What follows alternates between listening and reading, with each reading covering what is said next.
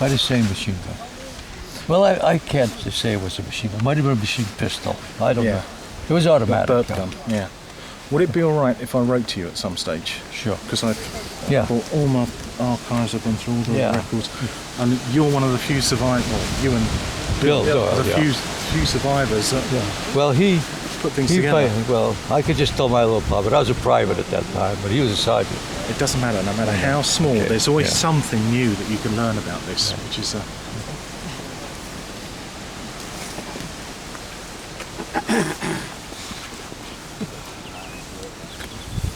Can you just hold up a little? They're getting a wheelchair for a couple of guys. Sure. It's not that much further. It's up to that bend in the road, but For them it is. Yeah. It'll probably take as long as it took them to fight that far. Just give us a timeline when it was the 17th and when was the 18th where we were. You're in the 17th now. Yeah. What I'll do is I'll take you up to where Bill, we found Bill's foxhole. Right. I won't actually take you into the fields because it's as muddy as hell up there. And I'll get killed. Well, some of us may not mind getting muddy. No, I'm fine. I'm safe to the farmers' fields.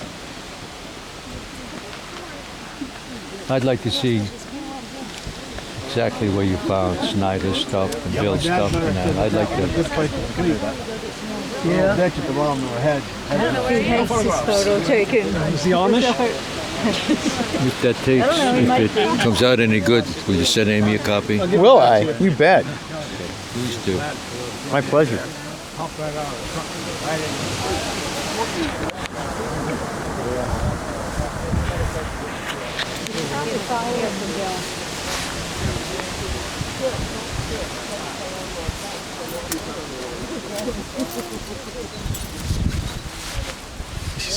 Steve, does it look similar to how it looked back in the day?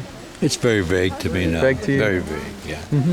I can visualize a hedgerow and an opening inside.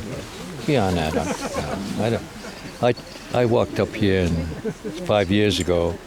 Mike Yanahouse went up here, but when I got there, my memory couldn't remember it. And they pretty much looked the same, Right, have we got everyone? Bill's oil coming through. Come on, Bill. Bill's oil coming through. Hit him with your cane, that'll get him out of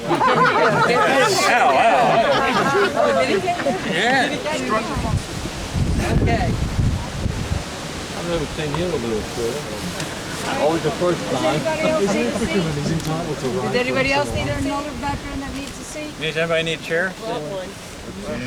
Okay. Everyone ready?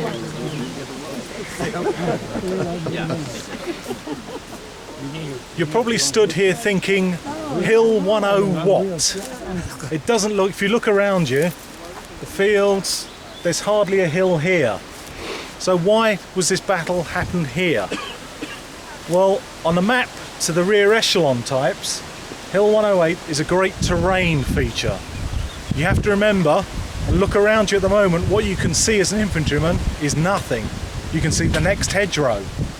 Height is the key to all Normandy battles, and it'll be marked by a whole series of battles. Hill 108, Hill 147, the Martinville Ridge, Hill 192, Hill 14, we're done 147. There's plenty more, all the way down to the end of the war. What Hill 108 looks like to General Gerhard, the divisional commander at the rear, is a great opportunity. St. Lo is 3 miles in this direction. It'll give him a real coup. In fact, he gets in touch with General Corlett and says, do you know what? We're going to be in St. Lo real soon. Wrong. Now, this gives a pretty good idea of what the hedgerow country was like. We're lucky we've got a gap here. You can see the height of it, you can see the thickness of the terrain. Tanks can't get through this without a great deal of difficulty. The 29th come up with a system whereby holes are blown through the hedges, but that makes a lot of noise, a lot of smoke, and gets a lot of artillery attention. So most of it is just fought by poor dog faces going over the next hedgerow to take the next hedgerow, and then again and again and again until they're either wounded, killed, or get a respite for a few days. Sorry. I don't recall any tanks busting through any hedgerows when we were growing up. That happened. It was a nice idea. It was great. But unless Bill saw them, I didn't see them twice. Yeah. So that's all. Yeah. And Steve's opinion of a hedgerow compared with what you have here. Well, they varied.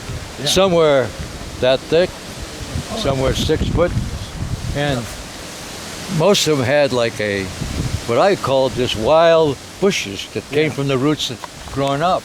That's why they couldn't get through them. It was just like Thick stone. almost like reinforced concrete because the roots were in there. Because some of these hedges were probably 100 years old. They just kept trimming them, and they used that for firewood. And that's what happened. And so down below there, the roots could be like that, I would think. So that, I say, we didn't see many tanks. No. Well, certainly not on the attack with the 1st Battalion anyway.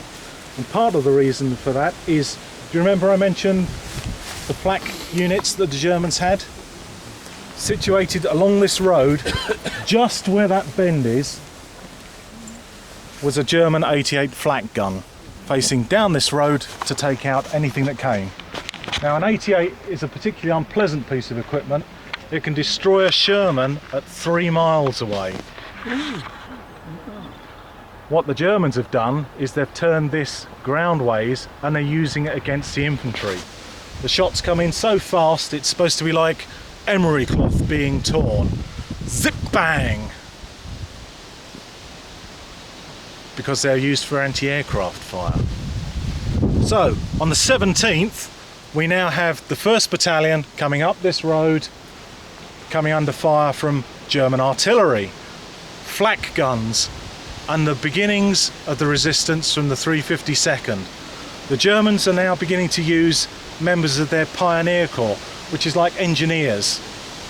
They're using the engineers as shock troops because they're fresher than the ordinary infantry who are suffering from attrition. They're not fully there, but the engineers are there to back them up and give a bit more force.